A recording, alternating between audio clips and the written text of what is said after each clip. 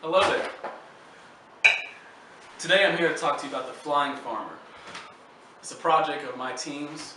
To give you a scenario about what's going on, global warming is impacting farmers in a drastic way. They're having harder times of getting yields to support a growing population. They're trying to use water more responsibly, but they can't get a good reading on their crop because of inclement weather, and it's a lot harder for them. So my team came up with the idea of a drone that uses infrared cameras to view a field. The field is viewed in zones, and then the information is transported into a tower, and then the tower is transported to an iPad or laptop of the farmer. The farmer can then make a detailed decision on whether or not to irrigate his land. With this, we're hoping to get farmers to make better and more responsible decisions about using water.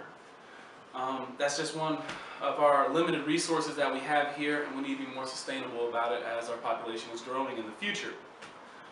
The idea is the drone will fly over each row of the farmer that planted, and the reason it's doing this is by GPS located on top of the drone. The drone's GPS is set when the farmer plants, so it doesn't just keep flying in a straight line for infinity. And then it comes back and it reads into a program in the tower. I'm going to turn this over to Kendall a little bit more to talk about the design. Thank you. Now we're going to talk about our final prototype.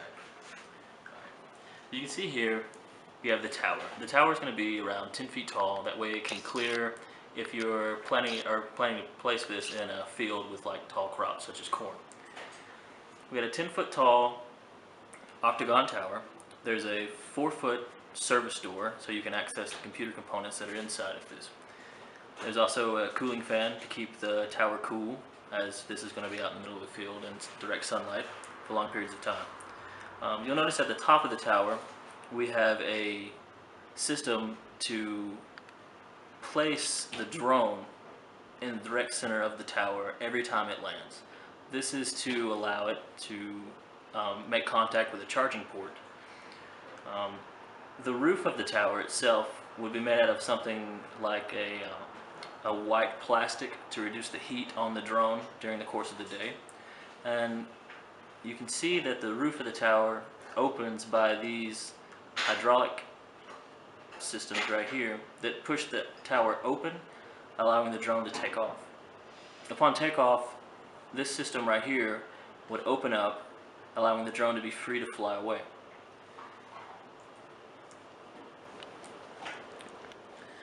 For our actual drone, we decided to go with the quadrotor design because it's the most stable and it can carry the most payload. Inside the quadrotor, the top section would be where all the controls would be, the GPS tracking system, and all the positioning systems that allows it to come back to the tower when it's done. And on the underside of the drone would be where the infrared camera would be located.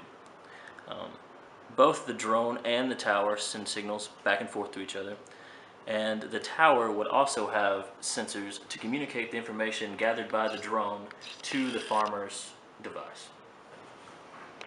And now we're going to turn it over to our artist collaborator, Gracon.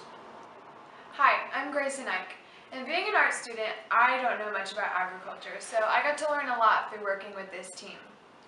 And I realized that it's really important that other people understand the importance of sustainability in agriculture.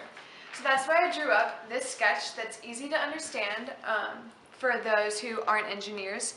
As you can see, we have the cornfield and the tower and the drone, and all of it is in action in real life, how it would be happening. The drone is sending the signal to the tower that it would be getting from the cornfield.